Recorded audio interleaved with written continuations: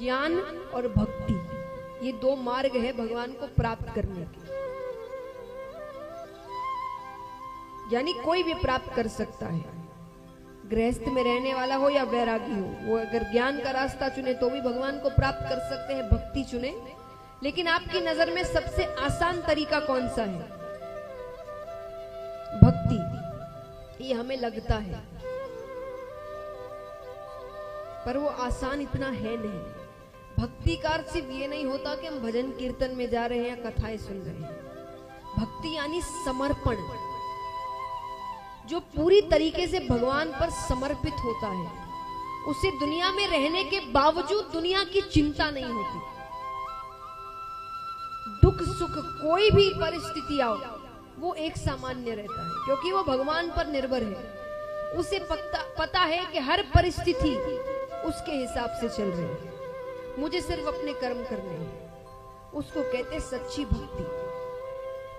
लेकिन फिर भी हम भक्ति को सरल मानते हैं। क्यों? क्योंकि इसके पीछे कारण है।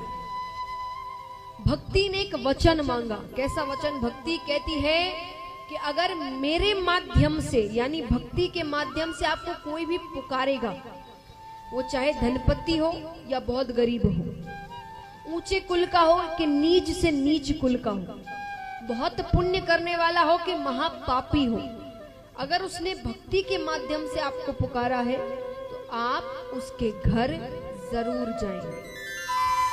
तब भगवान ने वचन दिया था कि मुझे कोई भी अगर भक्ति के माध्यम से पुकारेगा तो मैं जरूर जाऊंगा। तो भक्ति को इसलिए इतना महत्वपूर्ण माना गया है क्योंकि गारंटी कार्ड है। वचन दिया है, आना ही पड़ेगा।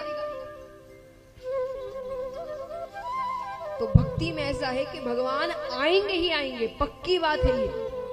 वो आए बिना नहीं रह सकते, उन्होंने खुद ने वचन दिया है, इसलिए इतना महत्वपूर्ण माना गया है भक्ति को। भगवान वचन देते हैं। अब आइए, शौनकादि ऋषि कहते हैं कि दूसरी बार ये कथा किससे कही? दूसरी बार सूत जी कहते हैं कि तुंगभद्रा नदी के तट पर आत्मदेव नामक एक ब्राह्मण रहते थे, बहुत धनवान। एक ही दुख था उनके जीवन में कि उन्हें कोई संतान नहीं थी। भगवान की बहुत भक्ति करते थे, पूजा पाठ यज्ञ आदि सब करवा कर देख लिया, हर तरीके से कोशिशें करी गई, पर संतान नहीं हो रही। उनकी पत्नी को फर्क नहीं पड़ता था। उनकी पत्नी का नाम था धुंधली। अब यहां पर जितने गुण आत्मदेव में थे उतने अवगुण धुंधली में थे। जब तक सुबह उठने के बाद एक दो घर में कले ना करवा दे, वो भोजन नहीं करती। जब तक एक दो घर में झगड़े ना हो जाए, वो भोजन नहीं करती थी। अब आत्मदेव इस पर भी प्रसन्न थे, उन्हें उससे लेना देना नहीं था। वो भगवान से कहते कि ऐसी पत्नी दी है तो आप में लगा हुआ हूं।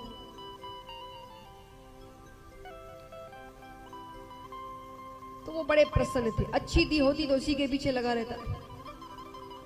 ऐसी दी है तो आपकी पूजा पाठ कर रहा हूं, बस मुझे एक संतान चाहिए। बहुत कोशिशें की, पर जब कुछ नहीं होता है तब वो एक गौ माता घर पर लेकर आते हैं। ये सोचा कि उसे जो बछड़ा बछड़ी होगी उसे अपनी संतान मानकर पाल लूंगा, पर ऐसा दुर्भाग्य, वो गौ माता भी बांझ निकली। अब उसे लगने लगा कि मुझ में कोई कमी है, यानी मैं मनहूस हूं, मैं जिसके साथ रहता हूं उसे संतान का सुख नहीं मिलता। विचार आया, इस जीवन को ही त्याग देते हैं, आत्महत्या करने जाते हैं। पानी में कूदने ही वाले हैं कि पीछे से एक ऋषि पकड़ते हैं। अरे क्या कर रहे हो? इतनी मुश्किल से ये जन्म मिला है, मनुष्य जन्म मिला है, इसे ऐसे ही छोड़ दोगे? वो रोने लग जाता है। वो कहता है आप नहीं समझेंगे, अरे मुझे संतान नहीं है, संतान के बिना जीवन नहीं है। ऋषि ने कहा संतानें ही पैदा करनी थी, अपना ही पेट भरना था तो पशु ही बन जाते, क्यों मनुष्य बने? बार बार नहीं पाई ये मनुष्य जन्म की मौज। ये जन्म हर बार नहीं मिलता हर किसी को। वो कहते हैं इतना अच्छा जन्म मिला है, क्या क्या नहीं कर सकते तुम इस जन्म में, और तुम सिर्फ संतान पैदा नहीं कर पाए उसके लिए दुखी हो। उसने कहा आप नहीं समझेंगे, आप थोड़ी परिवार में रहते हैं, आपको क्या पता परिवार का सुख क्या होता है। संतान नहीं होगी तो मेरा कल्याण कैसे होगा, मेरा पिंडदान कौन करेगा। ऋषि ने कहा तुम्हारे कहने के अनुसार जिस जिस को संतानें हैं सबका कल्याण हो गया। पिंड यानी पिंडदान करते हैं, पिंड मतलब शरीर। तो ऋषि ने कहा इसे भगवान की भक्ति में लगा दो, भगवान की भक्ति में इसका दान कर दो। कर दिया पिंडदान, हो गया कल्याण। जब खुद का कल्याण खुद कर सकते हो तो किसी और पर निर्भर क्यों हो।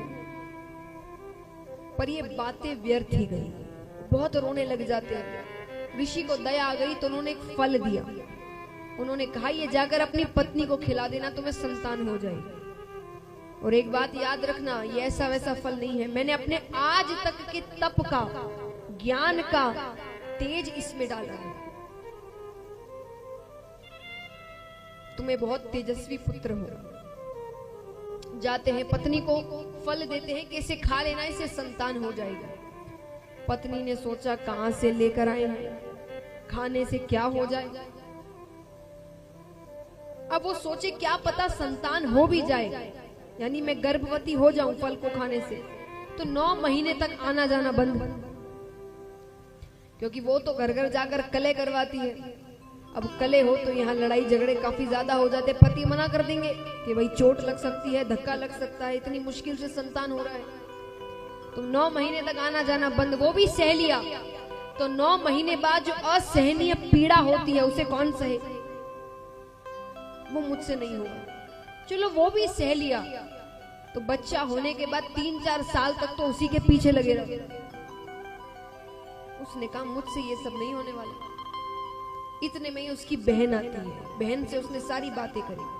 बहन ने कहा देखो तुम्हारे पास धन की कमी नहीं, मेरे पास संतानों की कमी नहीं। मैं 1 महीने के गर्भ से हूं।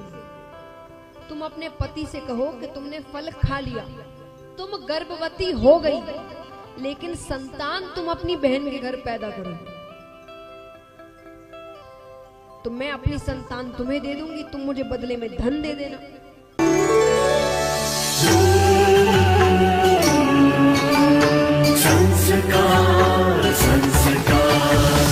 संस्कार द